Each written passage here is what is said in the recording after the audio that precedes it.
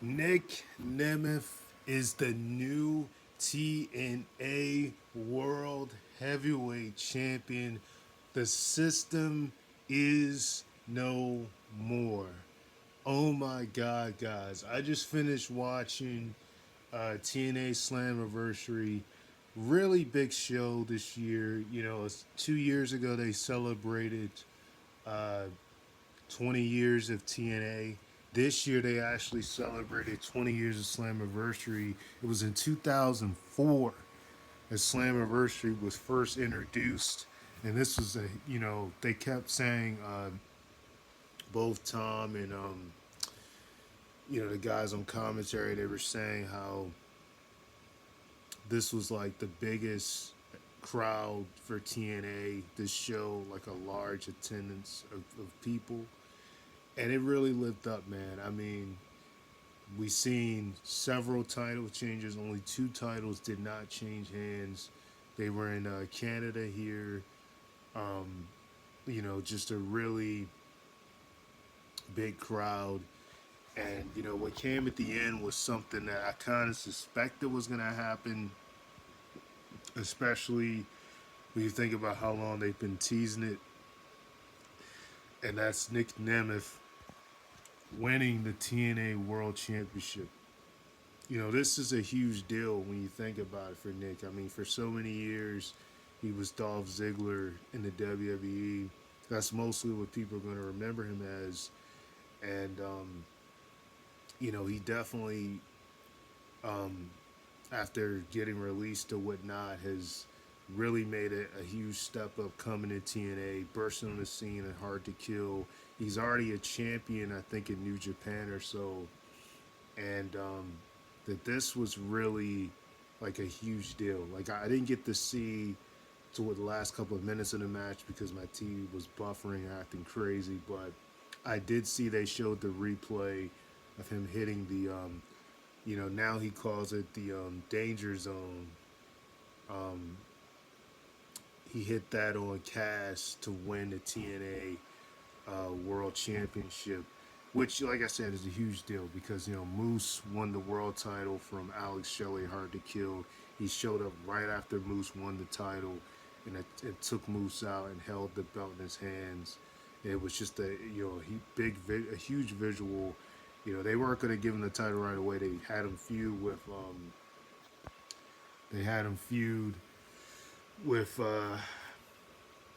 man, names are just slipping out of my head right now. But um, he was in a feud, for a while with Steve Macklin when he first burst on the scene. They went at it. Then he had his first match with Moose at Rebellion, which, Moose technically didn't pin him in fully when they showed the replay when he retained the title against him at Rebellion. And so slowly but surely they were working towards this moment. And a really good six-way. I mean, Moose actually got the first elimination, taking Macklin out of the picture. Macklin was like on a roll, taking everybody out. And they actually attacked Moose at the start of the match and then attacked Frankie Kazarian after him. And so it was just a lot of, back and forthness in the match. Sometimes there were alliances that were formed. And at one point, out of nowhere, Moose just hit, Steve Macklin with a spear and took him out. And so Macklin was eliminated first. And the funny thing is that, when Moose started to get all this momentum, because there was a point where Moose was just attacking everybody, speared everybody, was taking everybody out. And, Cass ended up putting, Cass got super kicked through one of the tables where near the stage entrance, and he was out for a while.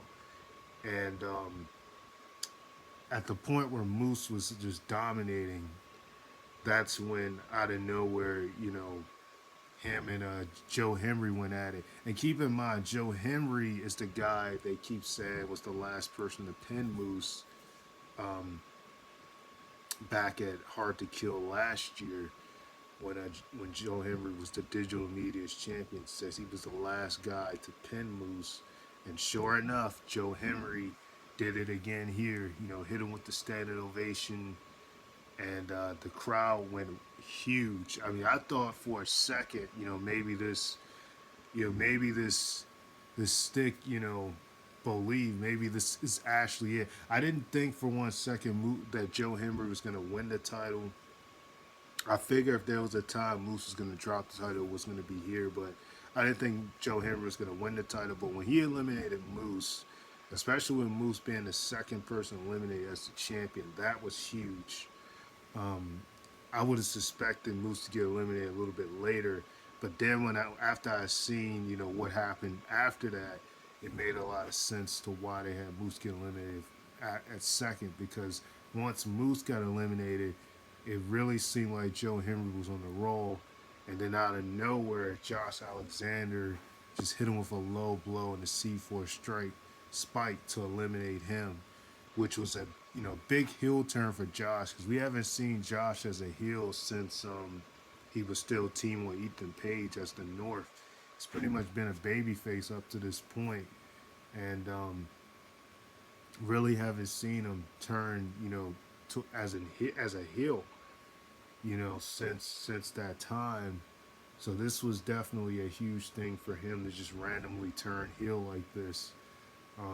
As a singles competitor ever since Ethan Page left, TNA. And I gotta say, man, that just came out of nowhere. I didn't get to see how Josh got eliminated, but I would assume that Nic Nemeth was the one who eliminated him, unless Cass came out of nowhere and got a cheap elimination. But it came down to Cass and and Nic Nemeth, and Nic Nemeth won the TNA World Championship. Big moment for him. Everybody came out to celebrate, all the faces.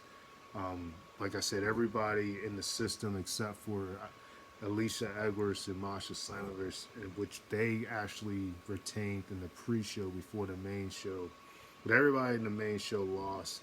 I figured that, Brian Myers and Eddie Edwards, that they were losing the titles to the ABC. Like, because you kind of knew, like, the way they ended the Impact show with them taking everybody out, taking out Jeff Hardy, because the Hardy Boys were just about to beat them for the titles, and that's when the DQ happened, because I think Dirty Dango or something got involved. The DQ took place, and then they took out Jeff Hardy and they took out Ruby Hardy and backstage. So you kind of knew, based on how big that angle was, that they were going to fall here.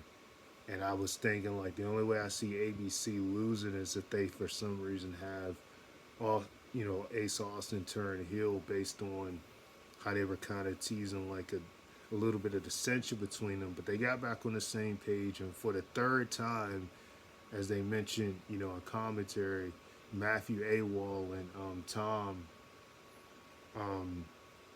they kept saying how, well, really it was Tom who referenced that if they were to win a third time, they would tie with the Good Brothers, and it was another team he mentioned too that they would tie the record with, as far as winning the TNA tag belts 3 times. But, the most chance being between Beer Money winning it, 5 times, LAX winning it, 4 times. I might have mixed them up, the what he said on commentary, but I know they've won it more than 3 times. Okay, so no, it was Motor City Machine Guns and the Good Brothers. It was like, if they win it, they're going to tie with Motor City Machine Guns and the Good Brothers winning the tag belts 3 times. And that's exactly what happened. They actually paid homage to the Good Brothers in the match, hitting the Imagine Killer at one point in the match.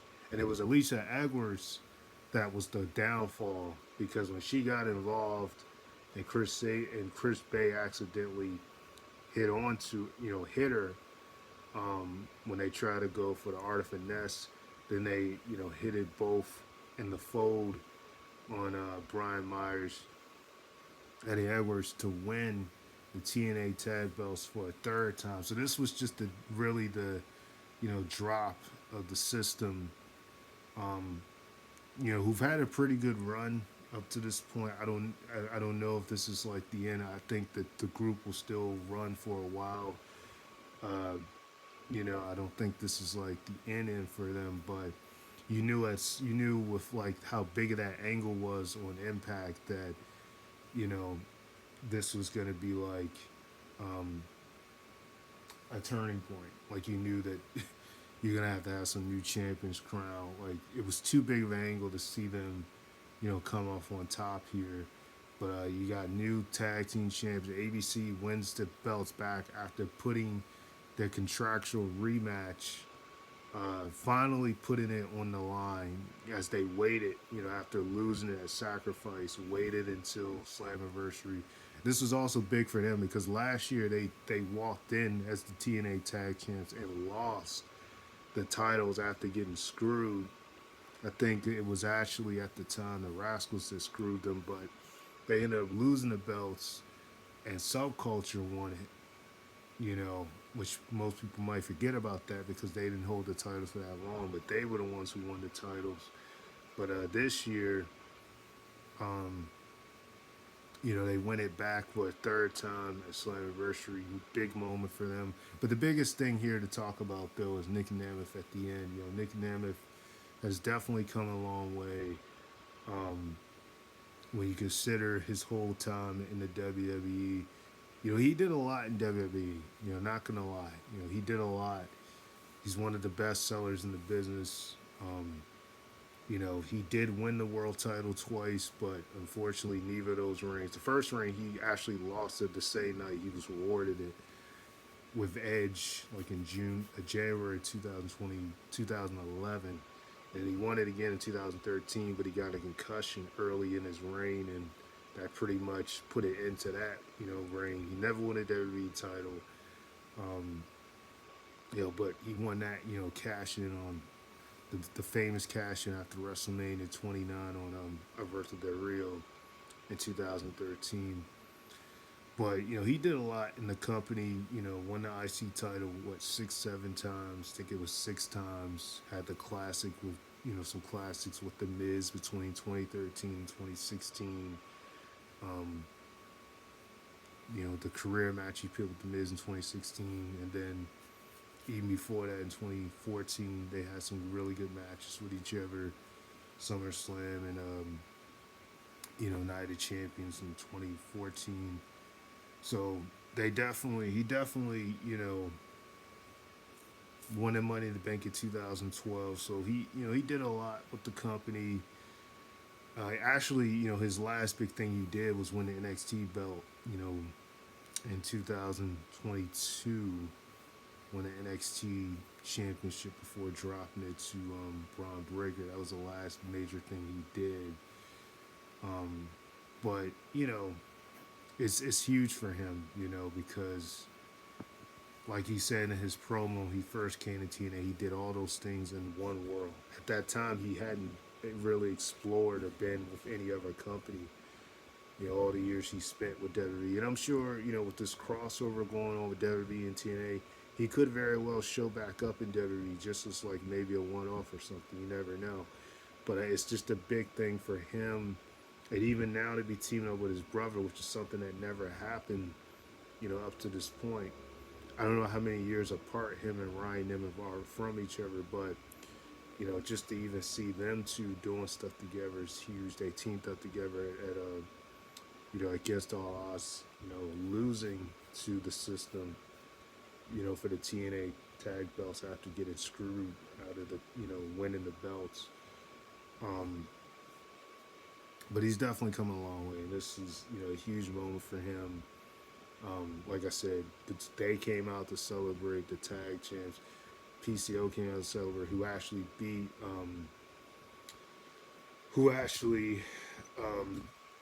won the Digital Media's title from AJ Francis early in the night. And Steph Delanter proposed for him to marry her, which was funny. Jordan Grace retains, which I actually was a little bit surprised about. I really thought that they were, I was really under the impression that Ash Balagans was winning the title here, but that's not what happened. So I was pretty surprised about that. I really didn't expect her to retain, but that's what ended up happening. But but yeah, man. I mean, she was the only one that retained aside from the knockouts test. So basically, all the women retained, but the men dropped the belt because even Mike Bailey finally won the X Division title for a second time, beating you know Mustafa Ali, who tried everything in his playbook, even tried to have Earl Hebner come out. The fans were chanting, "You screwed Brett" with them banning Canada. And it looked like he was going to try to ring the bell, and he put him in a sharpshooter, but he said he wasn't doing it, and then Mike Bailey put him in a sharpshooter, and he tapped out. So that was a huge moment, Mike Bailey winning the X Division title, because Mustafa's had a really great reign as champion, really good reign as champion.